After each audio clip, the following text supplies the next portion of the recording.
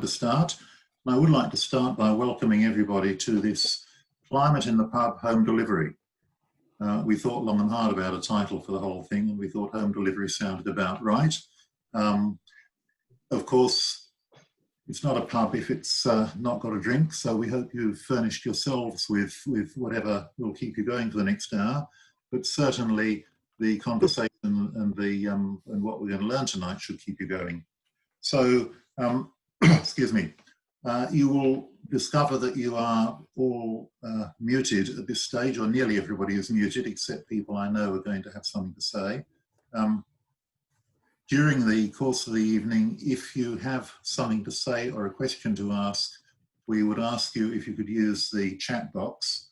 Now, if you're on a PC, you will find at the bottom of your screen, there is a little, there's a whole series of icons. One of them is labeled chat. If you click on that, you'll see some text running down the side.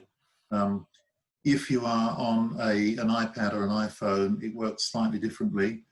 You'll still, I think it's buried in the 3 dots, being of more. And if you click on that, then it pops up a window, which gets in the way of seeing who all the speakers are, but that's, of course, the screen's a bit small.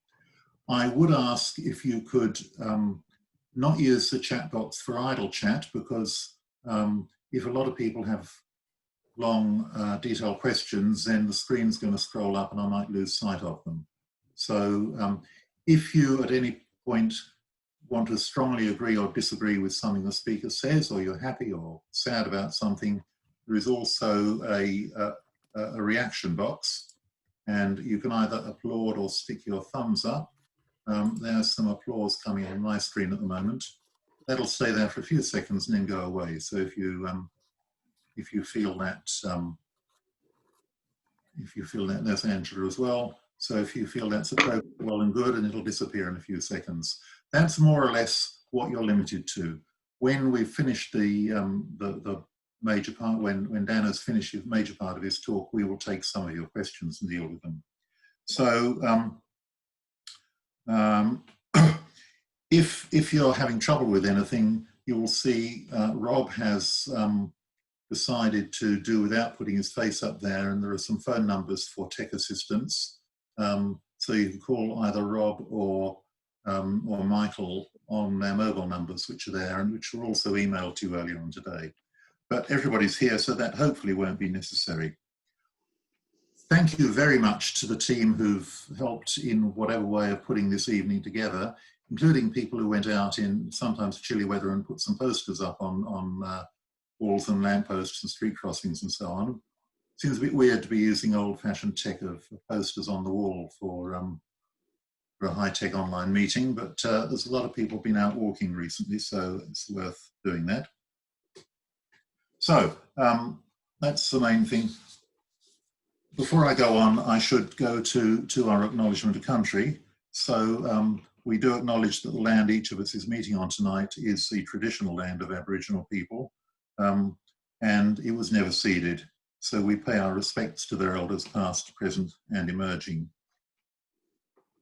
Now, before we go to Dan, we've got first a commercial, and I'm going to throw now or introduce to those who don't know Ruth, who's been looking after our new t-shirts, and Ruth will explain what the situation is with t-shirts. Over to you, Ruth. Thanks, Dominic. Look, for some of you who may have been at the last meeting we had face-to-face, we took a number of orders for t-shirts, for new t-shirts, and we ordered those, thankfully, just before everything shut down.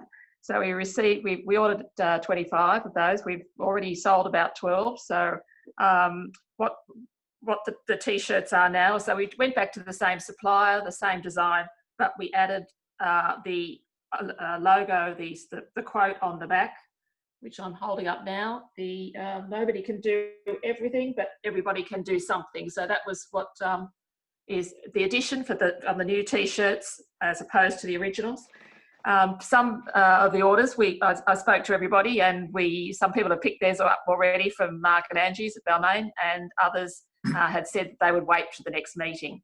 So now that we're actually able to be out and about a bit more, I'll liaise with those who've already ordered t-shirts and arrange something in terms of dropping those to you. So if you're on the list, you can expect to hear from me. If you're waiting to actually pick one up at a meeting, we'll get them to you. And in terms of selling the new ones, the remainder, we've got, as I said, about a dozen left in both men and ladies styles in a range of sizes from small, medium, large, extra large. So, and they cost $30. So Angie has kindly put up on the chat room there some details about how to order those. So to email CCBR and just with your details of how many or the size, etc. And then we'll get back in terms of how to transfer the dollars, and we'll organise then to get in touch about getting them to you. So. Yeah, just really follow the prompt from the chat. I think Angie's saying you need to sort of copy it now before it disappears at some point. But obviously, at any stage, you can always contact and say that you're interested, and we'll get back in touch. So hopefully, when we do actually get to meet face to face, we'll all be beautifully attired in these in our flash new t-shirts. So thanks, Dominic. Okay, unless anyone has a question. Okay, thank you for that, Ruth. Just somebody has pointed out that if you have a specific question just to one other person in the audience here, or for example to Ruth, you can use the chat line, provided you don't chat to everybody. You choose who to chat to, and you can work out how to do that where you type the message. So thank you very much for that. That's great. I'm looking forward to seeing a whole bunch of people in real life with these t-shirts on. Hopefully that won't be too long. Now, we're very lucky tonight to welcome Dan Gocher for the second time actually along to A Climate in the Pub, for the first online one. Dan is Director of Climate and Environment at the Australasian Centre for Corporate Responsibility. He holds a Bachelor of Commerce from the University of Sydney, and he spent 15 years in investment banking and asset management. More recently, he was the asset management campaigner at the environmental NGO Market Forces. And I think it was with that hat on that he spoke to us before at the Three Weeds in what seems a very long time ago now. He spoke then about the rapidly growing divestment movement as banks, insurance companies and super funds were beginning to move their investments away from fossil fuels, and asked what we could do about it. But tonight, Dan is sort of moved on a little bit. His talk tonight is called Dual Crises, COVID-19 and Climate Change. And he's going to be asking, I see it as three questions: what corporate Australia is doing about the climate crisis, how some see COVID-19 as an opportunity to further entrench fossil fuels, and thirdly, what can we do about it? So I'm going to go straight over to Dan and welcome him very much. Well, thank him very much for coming along. Welcome, Dan, over to you. Thanks, Dominic. And if my sound does get crackly, please let me know and I can make alternative arrangements. Yeah, thanks again, Dominic. Okay, thanks for the invitation for a second time. I think it was probably 2.5 years ago that we were down in that pub. I too would like to acknowledge the country that I'm on. I usually work from Darug country, but I'm on Gadigal land at the moment. And the fight for climate justice is a fight for racial justice. And I think at this point in history, particularly what we've seen in the last couple of weeks, that fight is never more prescient or important than it is right now. And the work that we do, we always have the interests of traditional owners front of mind, and there is a couple of projects that I'll mention later on which are directly impacting Indigenous communities, and I think that's we should all be aware of that and we should fight them like hell. Look, I'm going to try and share my screen and see how we go. Okay, can you enable that, Dominic? Is that possible? Oh, I can do that. Tina, you'll need to do that, right. Yes. Sorry, we should have rehearsed that. Yes, that's a nuisance. I'm not sure I can share your screen, Dan. let me just go up here, participants.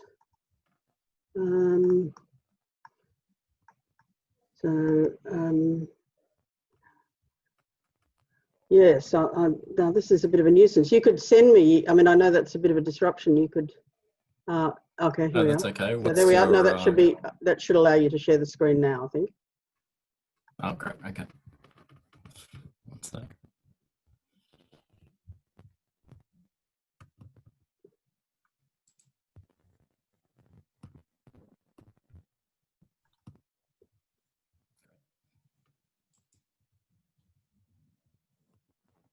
Yep, that's working. Terrific.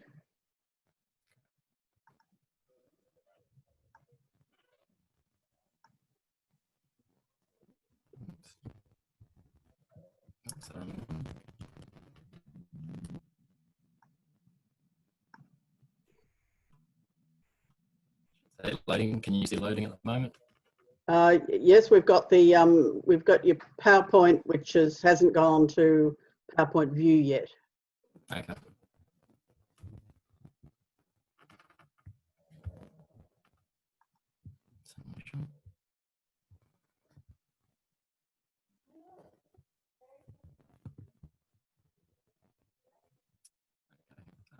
Yeah, I'm just having a problem sharing that full screen, so I might just leave it as it is.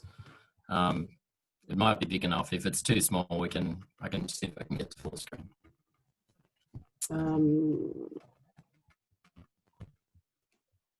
Okay. So I'm taking on, yeah, that is going to be too small. Let me see if I can, one moment.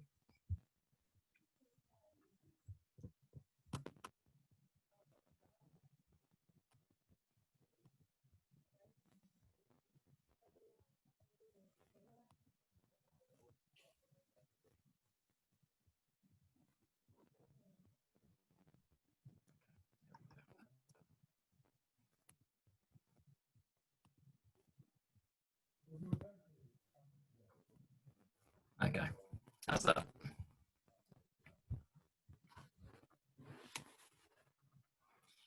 That's really good. Oh yeah, that's better. You're getting the whole slide now. Great, much better. Okay, so I've decided to take on the impossible task of talking about climate and COVID at the same time, which is not an easy thing to do, and for some reason. So as you'd all be aware, this is the challenge that we've got. Australia's 2030 target of 26 to 28% is manifestly inadequate. We're not on target to meet that target. Didn't even realise I used target twice in that sentence. This is that chart on the right. There is the projection from the Department of the Environment, and as you can see, the blue line is the projection, and then green is essentially an overachievement.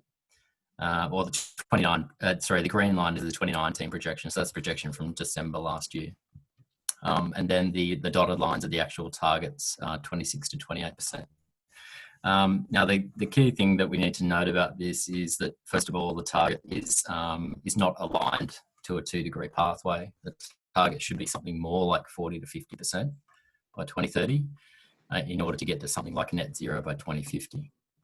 Now, the other thing we need to be aware of is that the government intends to do a hell of a lot of cheating in order to get there, even if it does get there. So this is a chart that was put together by the Climate College at the University of Melbourne, and this is put together in the middle of last year, so it's most of it is still fairly valid. Now, the emissions reduction task is the amount of emissions we need to reduce by 2030. And as you can see, the big bar on the left-hand side, the red bar, is the accounting trick. Now, that's what's commonly known as Kyoto carryover credits. So the government is essentially going to cheat using an accounting trick. So the thinking is that Australia outperformed on its targets since 2005. So we don't have to do as much between 2020 and 2030, which you know, it is really just cheating. And then if you look at the suite of policies currently known as the Climate Solutions Package, but currently under review, includes, you know, an electric vehicle strategy, which doesn't exist yet. It includes a climate solutions fund, which hasn't really been effective at reducing emissions. And then you've got this yellow bar over on the right-hand side, which is about technology. And we'll get to Angus Taylor's technology roadmap shortly. But I find that chart to be one of the most, I think it's quite telling about how genuine the government is about reducing emissions. COVID. This is a chart that popped up in the Herald last month, and we should see more. We should see data from May shortly from the Bureau of Statistics. But these are the sectors that had the biggest losses since the crisis started. Now, while that number on oil and gas extraction is a very large percentage, it's not a large number of jobs. Whereas in food and beverage, accommodation, and the arts and education for that matter, they do employ large amounts of people. So percentage gains are not as large as the oil and gas sector, but far more people have lost work. Now, it's pretty obvious to probably everybody on this call which of those sectors the government is talking about most actively, and it's certainly not the arts sector or higher education for that matter. This narrative kicked off in about early April that Angus Taylor wanted a gas-fired recovery. It wasn't new. In late last year, Scott Morrison started talking about gas as a transition fuel for the first time. Ordinarily, he was a coal guy, but he kind of changed his tune in about kind of October, November. And this whole premise of a gas-fired recovery is kind of disingenuous on a number of levels, but it's also quite dangerous. You know, the latest science that we're seeing coming out, you know, from Nature magazine, from climate scientists, suggests that gas is much dirtier than what has been assumed, simply because fugitive emissions have been underestimated, and those fugitive emissions, which is the methane, really, it's gas that escapes through the process, either deliberately or unintentionally, is having a catastrophic impact on warming. It has a much greater impact on warming over a short time scale than carbon dioxide does. So this is the disingenuous part about a gas-fired recovery. Australia is already the largest exporter in the world of LNG, maybe not now. I think Qatar might have just taken it back over from us, but this is from the quarterly resources update at a federal level. You know, we are exporting a hell of a lot of gas every year. We already have 10 gas export terminals. You know, we don't.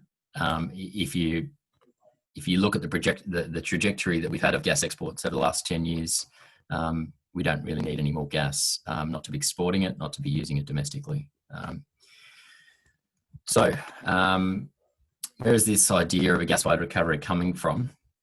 So in April, the Morrison government formed the National Covid-19 Coordination Commission, otherwise known as the NCCC. It's chaired by this gentleman here, Neville Power, who's a former CEO of Fortescue Metals. That's Twiggy Forrest, Fortescue Metals. And this is what he said in an interview on the ABC in April, that we have significant reserves of gas that we need to develop. Now he retired from FMG in 2017, and his current role is he's the director of a gas company called Strike Energy. And if you know anything about Twiggy Forrest, Twiggy Forrest also has a bunch of investment in gas companies, in a company called Squadron, and in a company called Beru Energy. So these are companies that are engaging in onshore, mostly fracking, and Strike Energy is around the Perth Basin, so just north of Perth, and Squadron and Beru were involved in the Kimberley. So the national the NCCC is also made up of there's a bunch of other people on that group. Names you may be familiar with, like David Thodey, the former CEO of Telstra, Greg Combay, the former Environment Minister, Paul Little, formerly of Toll Holdings. But the names that concern us, and I guess my fellow colleagues in the environment movement are these names here, and the reason for that is because they've all got links to the gas industry. So Nev Powell, we've discussed, is the director of Strike Energy. Catherine Tanner, the CEO of Energy Australia. She used to be the chair of BG Group, British Gas, otherwise known as British Gas, which was taken over by Shell in Queensland. And Energy Australia has a 20% interest in Santos's Narrabri project. It intends to take the gas and sell it to its customers in New South Wales. Innes Willox, who's the CEO of AI Group. We'll get to Innes Willox in a moment. I think he's probably the one in there that may not be as bankable as the rest. But AI Group for a long time has supported lifting moratoriums on gas, onshore gas development in both New South Wales and Victoria. Andrew Liveris, he's advising the NCCC on manufacturing. He's a long-time CEO of Dow Chemical. He's also currently a director of Saudi Aramco and an oil and gas services company known as Worley. Andrew Liveris has a long history of opposing climate policy, both here and in the United States. Ben Eade is the CEO of Manufacturing Australia. He's campaigned against the closure of the Liddell coal-fired power station. And James Fazzino was once known as the kingmaker of the Australian gas industry. He's currently a director of APA Group, but he was formerly the CEO of Instec Pivot. Instec Pivot is a company that manufactures fertilizers and explosives, and they're the biggest user of gas in the country. So when he was known as a kingmaker, it was because if Instec Pivot signed a deal as a customer, that would essentially guarantee a buyer for any new project. That picture on the right there is Andrew Liveris and Donald Trump in 2016. Liveris was working on a manufacturing task force in the United States, and at that point, he was still the CEO of Dow Chemical, and I guess his rap sheet at Dow Chemical is as long as your arm. They were involved in spying on Bhopal activists in India. They were involved in campaigning against lobbying the EPA to water down air pollution regulations, as well as just opposing just your regular run-of-the-mill opposing climate policy. So they're the kind of the interests that that concern us, and which is kind of when you see those interests, you start to understand where the gas-fired recovery is coming from.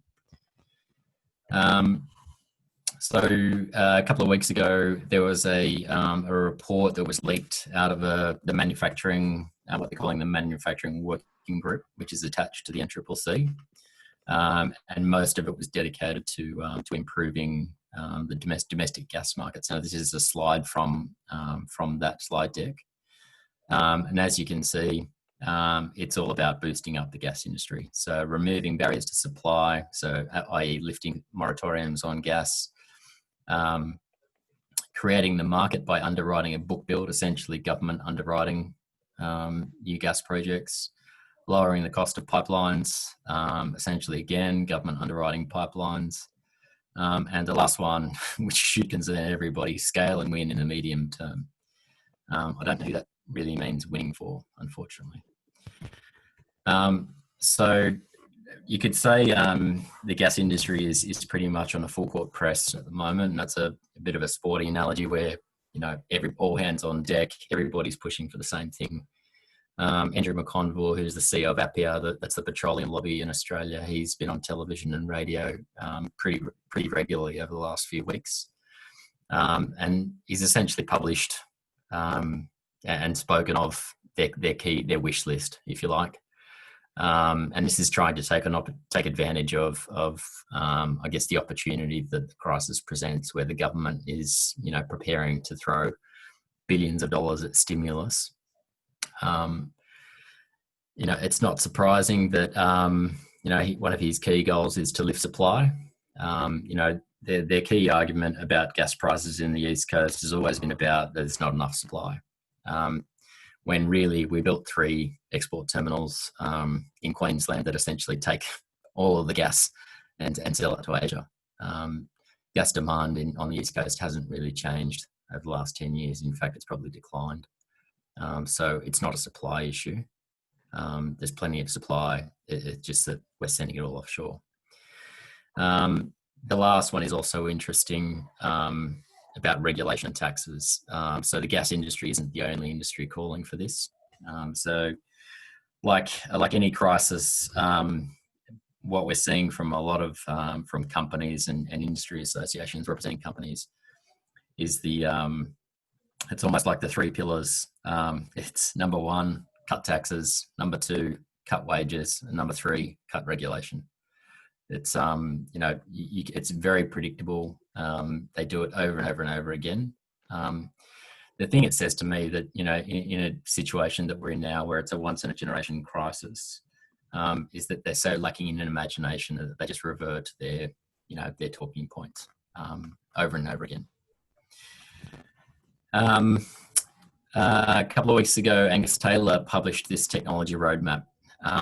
It's not all terrible, to be honest, and a couple of things are worth pointing out. This is just one image from a 90-page document, though, so I'm going to try and sum it up in about 30 seconds, which is pretty ambitious. The one thing you do notice is that they've stopped talking about coal. So they're not talking about building new coal-fired power stations or upgrading old coal-fired power stations. So that's good. They are still talking about carbon capture and storage, which is essentially pumping CO2 into the ground. And they're also talking about gas, and they're also talking about nuclear. But they've also acknowledged the role of renewables and batteries. And they're finally talking about electric vehicle strategy. If you remember back to the election last year when Scott Morrison ran this campaign about Bill Shorten taking away the weekend because he wanted people to buy electric vehicles. Now all of a sudden they've changed their tune and now they're supporting electric vehicles. So never underestimate how terrible the politics can be. So what's the alternative to a gas-fired recovery? These are a couple of the suggestions that came out of a very surprising open letter that was signed by AI Group, which supports, or has for a long time supported lifting moratoriums on gas, as well as the Business Council of Australia. So ACCR has been pretty critical of the Business Council for the last couple of years. And if you know anything about climate policy in Australia, the Business Council has been one of the most oppositional groups on climate policy for 20 years. So for the BCA to come out and say that, we need a clean energy transition at this point in history is pretty staggering. If I was a betting man, a couple of months ago, I would have said they would have come out in support of gas-fired recovery, but they haven't.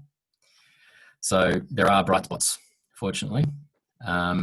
And these interventions by groups like this are really important. AI Group has been probably one of the most surprising groups for us. So AI Group, otherwise known as the Australian Industry Group, has a couple of thousand members. Some of its big members include companies like BlueScope Steel, Woolworths is a member, AGL is a member. So some fairly heavy emitting companies in there. And they're out there calling for a clean energy transition, that any government stimulus at this point in time should be about addressing climate and addressing economic growth. And that message is happening everywhere, not just in Australia. It's the South Korean government is committed to a Green New Deal. The European Union is committed to a green recovery. You've got even Joe Biden, as terrible as he is, he's coming around to the idea of green recovery. So there's plenty of governments around the world that are considering, throwing money at addressing the two problems at the same time. So these are just a couple of things that we've seen which give us hope over the last couple of weeks. So you've got this is just a couple of days ago, a new report written by EY for WWF says that there'll be more jobs in renewables than there would be in a gas-fired recovery. You've got the biggest banks and insurance companies suggesting the same, that the recovery must be green. You've got the Reserve Bank calling for a green recovery. And you've got NGOs or think tanks like Beyond Zero Emissions putting out reports about 1 million jobs, and Climate Works up on the top right there about decarbonising the future. So there is hope. And I guess what we do as ACCR, we are shareholder activists. So, we use our shareholdings in large listed companies to try and encourage them to improve their behaviour on not just on climate, but on human rights and workers' rights. And at the moment, it feels like there's this torrent of garbage being thrown at us every day from corporate lobbyists about cutting taxes, IR reform, and IR reform usually means cutting wages, and cutting red and green tape. So we're kind of spending a lot of time, going back to the same companies we've been talking to for the last 2 years, saying, you have to either step away from this kind of advocacy, or you have to be advocating positively. But in a crisis, unfortunately, there is no shortage of companies trying to take advantage of this situation, and this is why we're wrestling with the gas-fired recovery. So this last slide, I suspect I don't really need to tell a group like this what you need to do, but I'll try and tell you what we're doing.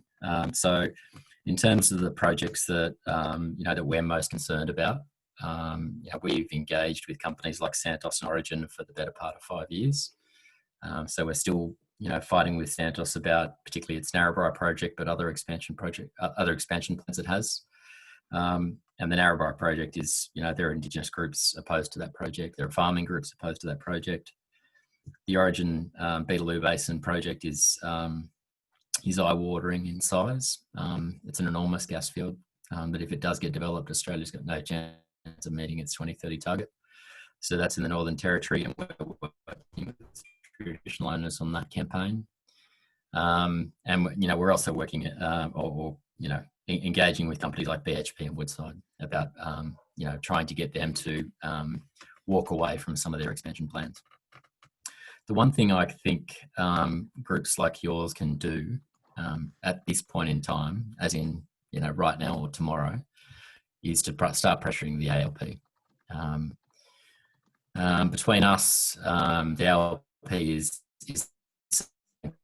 that they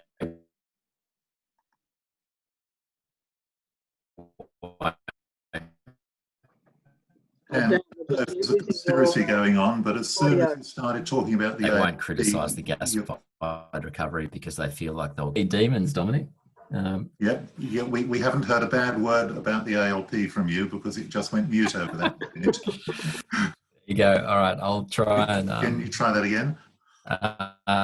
So the ALP is wary of criticising a gas-fired recovery because they're concerned about being wedged on the jobs argument. That, it's easy to suggest that a gas-fired recovery will produce jobs, and that's, that is very debatable. There's not a lot of jobs in building pipelines. But there are a heap of other alternatives out there. So if anything, if this group can do anything right now, it's to put pressure on Albo and Tanya Plibersek, particularly given that they're likely to be the local members for people in this group. Actually, not just Albo. There are jobs in other industries. Yeah, great. And I guess the other thing we can do to kind of finish off where I started is to support Indigenous-led groups that are fighting fossil fuel expansion. The two groups that we work most closely with, or three probably, Seed, Original Power, and Get Up. And Get Up is an Indigenous-led, but there's an Indigenous campaigner working on First Nations justice there. And those groups are fighting fossil fuel expansion, particularly in the Northern Territory, where, if all of the plans were to go ahead, you'd have new fracking basins pretty much across the whole territory. So that probably wraps up everything I plan to say. So maybe we can just open up to Q&A from here, Dominic. That's fantastic, Dan. Look, thanks very much. I would normally call for, some applause for you there, but we can do a bit of a visual applause there. No, look, that's really good. One of the comments, if I could just throw in a couple of questions whilst anybody else, I'm seeing a couple of questions coming up on the sidebar, but one of the things that struck me was a comment as much as anything. We seem to be seeing even the people on the NCCC who aren't necessarily directly linked with gas or with fossil fuels still seem to be, if they're just industry in general, they still seem to be very much against climate change. Is there anybody there on the commission who you think might have lend a sympathetic ear? Well, the only one, and unfortunately, my understanding is he's being inundated, is Greg Combay. All right. Yeah, I think somebody's sharing their screen. I don't know. Adrian? Yes, I'm very sorry. I'm trying to get rid of that. I won't be a minute. Oh, right. Okay. I'm just responding to one of the chats. Look, it is only Greg Combay. I think, look, there's two issues that you've got with the NCCC. One is obviously the gas-fired recovery. But then the second issue is issues around integrity. And, whether that's the vested interests that I mentioned, or whether it's the lack of transparency or the lack of consultancy that they're doing with other groups, they simply just haven't consulted anyone other than their friends. Nev Power has been pretty clear that their whole plan was just to use their contact book.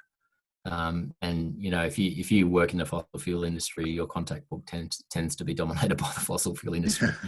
So they're not out there consulting a wide range of people. There are plenty of groups like ACCR and 350 and ACF and Greenpeace that are pushing for greater transparency of the NCCC, particularly on their direct interests in companies. What are their shareholdings? What directorships do they have? Okay. There's a question here. And that's being raised.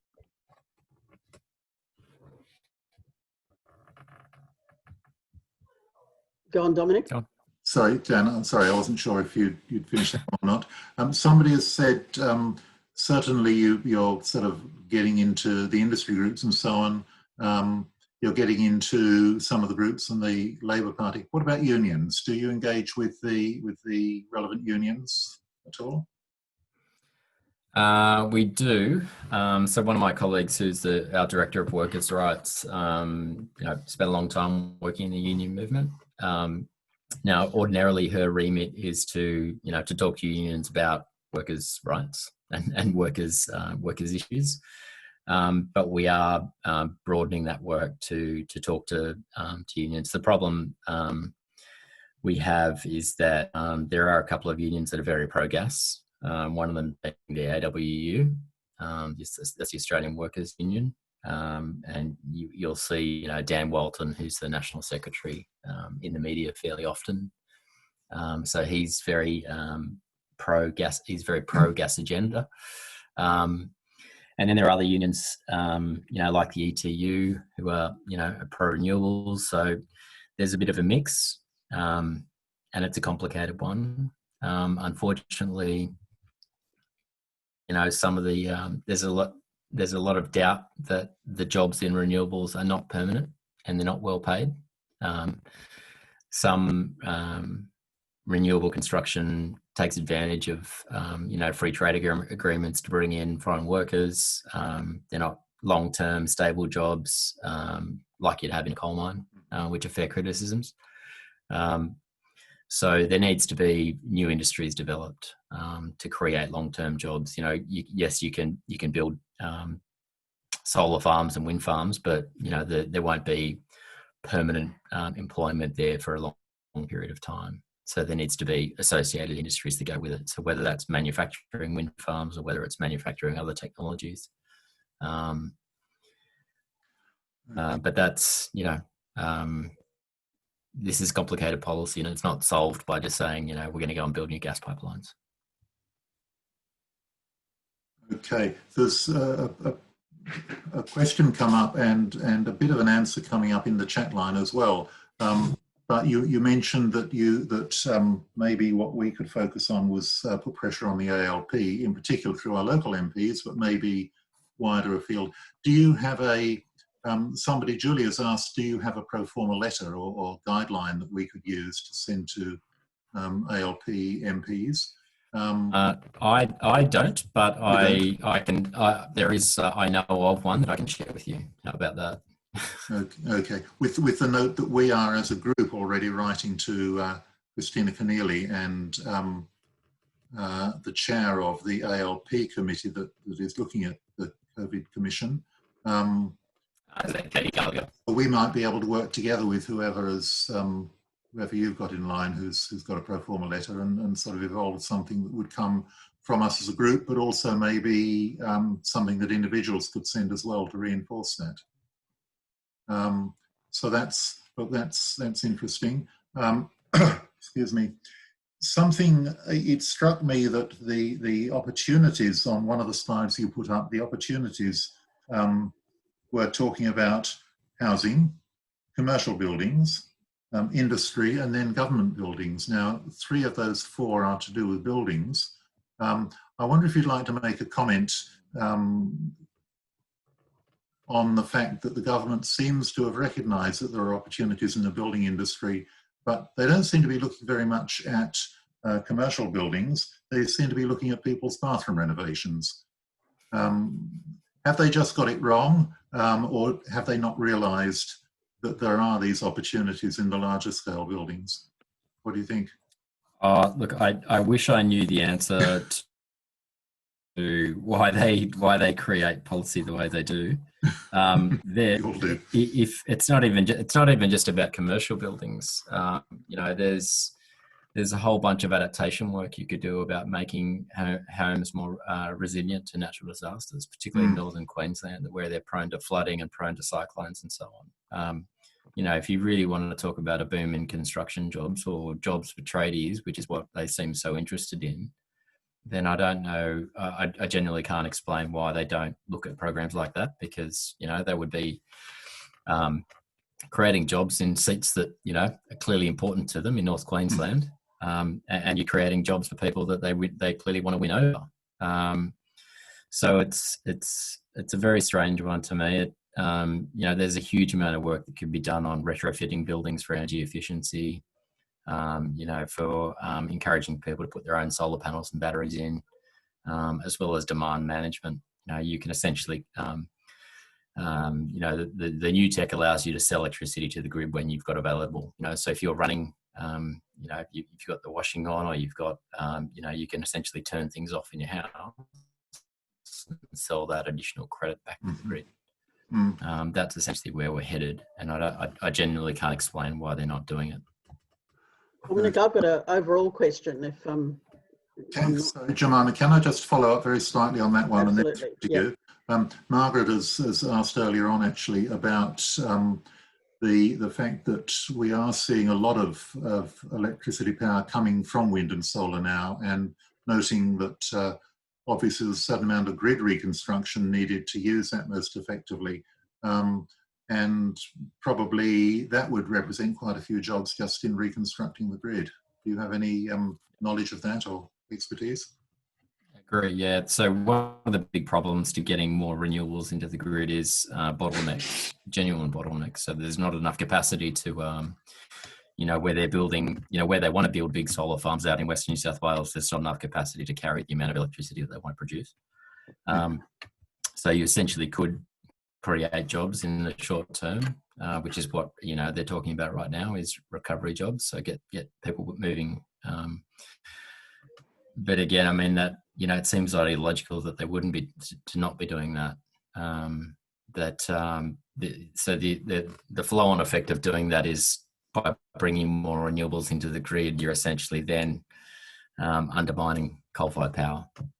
So the biggest losers from bringing in more renewables are coal-fired power stations, because they're, as the saying goes, they're getting their lunch eaten, because during the middle of the day, where they're making, where they were previously making huge profits, that profit disappears. So there is a huge amount of ideology involved in this, but and you can give them all the best advice. They get the best advice from groups like AEMO and the chief scientist, and yet it just doesn't get acted on. You could say the same with electric cars. Australia is probably the slowest moving OECD country in electric cars. We have the lowest uptake on electric cars, and there's no incentive to buy them. It's quite absurd. Okay. In terms of the grid, just a quick commercial. We haven't got details yet, but the next Climate in the Pub, which will probably be in August, will be on grid issues and how to make the grid work more effectively, particularly with the renewable energy that's coming in. So we might bottle that particular point for now and hold it out for the next one. Somebody has suggested that maybe a gas-fired recovery is just another form of soft climate denialism, which may be the case. It does occur to me, though, that one of the arguments about, or one of the only ways I can find of understanding why people persist with fossil fuels and so on, in the face of what is clearly a shrinking overall global market, is the idea of sort of swimming against the tide. If everybody else is sort of reading the tea leaves and getting out of it, then there will be an awful lot of business left for anybody who's still standing. Is that well, it's not a justification, because we should all be closing down, but is that what maybe some of the gas people are hanging on to? There's definitely an element of... They have fled. Yeah, there's definitely an element of gas companies thinking that they need to make hay while the sun shines. Mm-hmm. And we've heard that directly from... so, you may have seen that we got some fairly big votes on resolutions at Santos and Woodside in April, upwards of 40%, and one of them tipped over 50% at Woodside. Oh. And now those asks of those companies were to set Scope 3 targets, which is essentially the emissions from the gas they sell. So the only way they can really do that is by limiting the amount of gas that they sell. It's pretty straightforward. Now, what we've heard subsequently is that the company's understanding is that they thought they had more time to develop their gas fields before investors would push for these targets. So there's really this thinking that they've got a limited amount of time before they can get as much as they possibly can out of the ground and retire, and then leave the problem to someone else. Yeah. So just on that, is gas-fired recovery another form of denialism? 100% it is. But I'd add in a whole bunch of other things as well.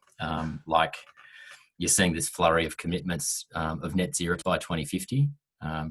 Now, that while in principle that's great, if it comes with nothing else, then it's meaningless. If you haven't set a 2030 target or a 2025 target, then what you're doing at 2050 is irrelevant. So that, companies have gotten, like governments, they've gotten very good at playing the game and convincing investors and the general public that they're taking action when they're not. We have to be constantly on guard for that. We have CCBR has actually just drafted and just sent a letter to Westpac, for example, who made a statement that sounds quite good, and so much by 2050, and we've written to them and said, okay, but what are you actually going to do about it? Tell us. Now, Jemima, did you have something? Because I know Angela has got something that I'd like to move on to in a minute. Yeah, look, my question was interesting what you were saying about the Business Council and the AI group. And seeing as they're the Liberal National Party's mates, I'm just wondering, I mean, at some point, hopefully, we'll see the coalition reach a tipping point and change. I mean, what influence are they having inside the coalition? Are they even trying? And, you know, how real and sustainable is this new commitment by BCA and AI? Is it just, you know, one new chief executive away from tipping back the other way? Or, you know, what's the politics on that side of the fence? Yeah, they're a bit different.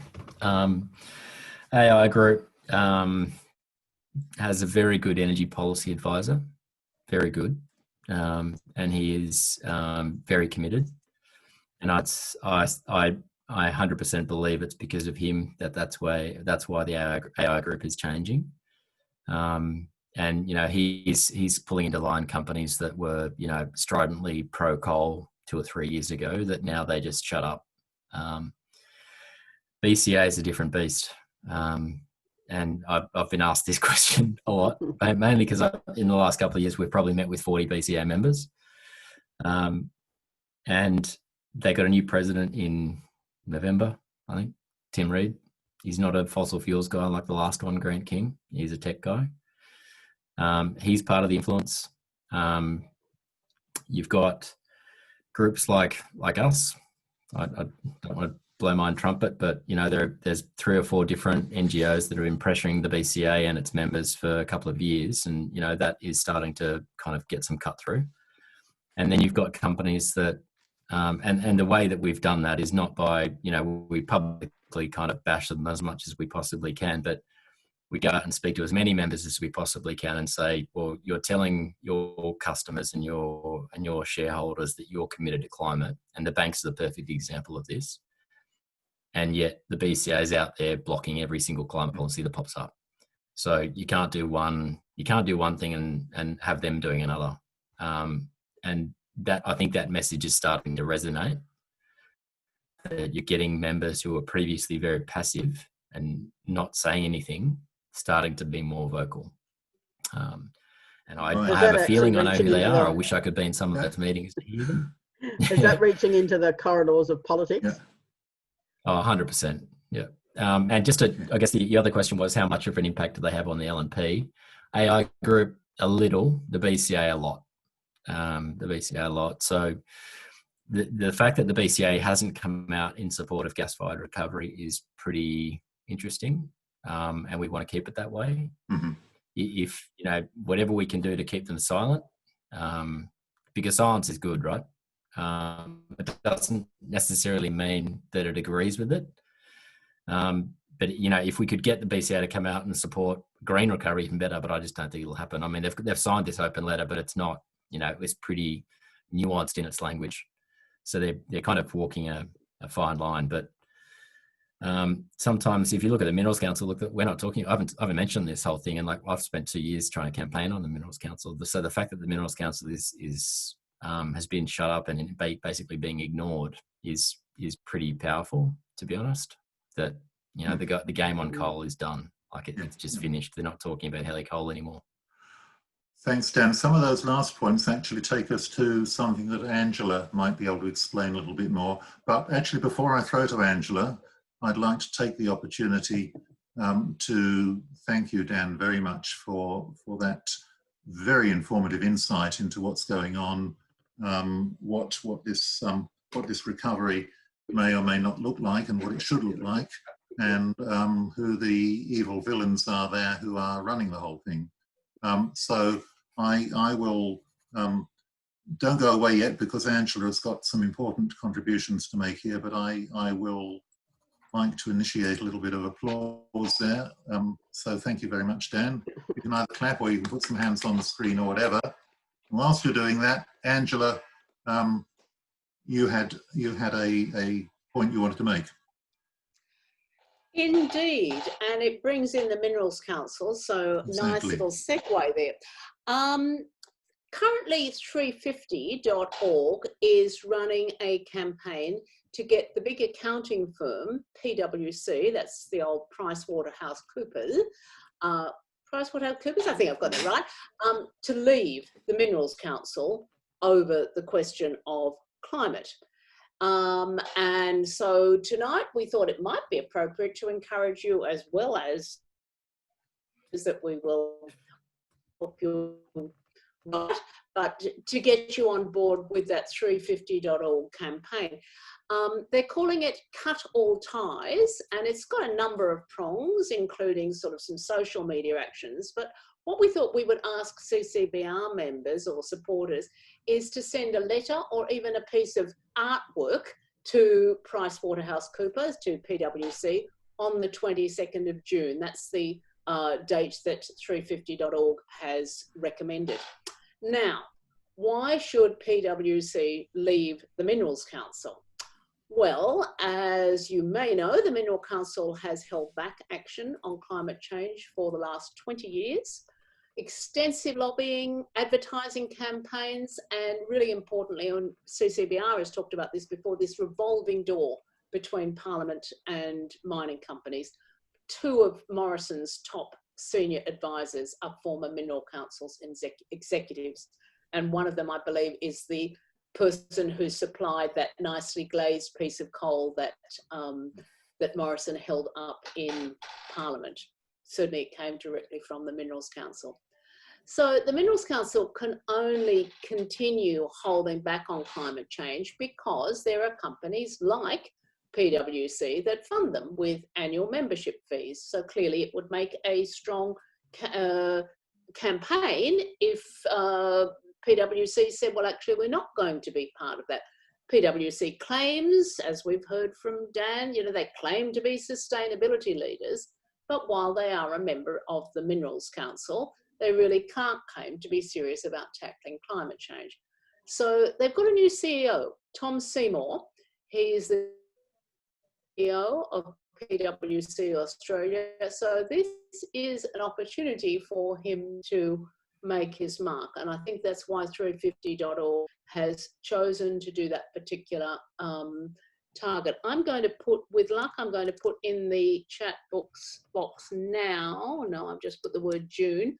In a moment, I'm going to put in the chat box exactly how you could go about taking part in that 350.org campaign. And it is an opportunity for, I've managed now. It's an opportunity to use your letter writing skills, but maybe even also your arty skills, of which I have none. And there is lots of information in the document that is in there. So I would suggest that you copy that comment that I've just put in the chat box, and you will then be able to follow through on 350.org's campaign. Thank you. Okay, Angela, I'm not seeing anything in the chat box at the moment. I'm not sure. Okay, I'll work on that. But as a backup, if I can, Angela, I'm well aware of. I'm on a group chat with 350, and we have regular meetings with them. So there it is. Well aware of that campaign, and we put a resolution to BHP last year, which asked them to leave the Minerals Council and got 30% support. So we're likely to have another crack at them again this year. Although the Minerals Council has gone quiet, they are still there. I haven't forgotten about them, don't worry. So we agree. There's plenty of, there's no shortage of villains, unfortunately. Okay, well, there being no shortage of villains, we have plenty to do, don't we?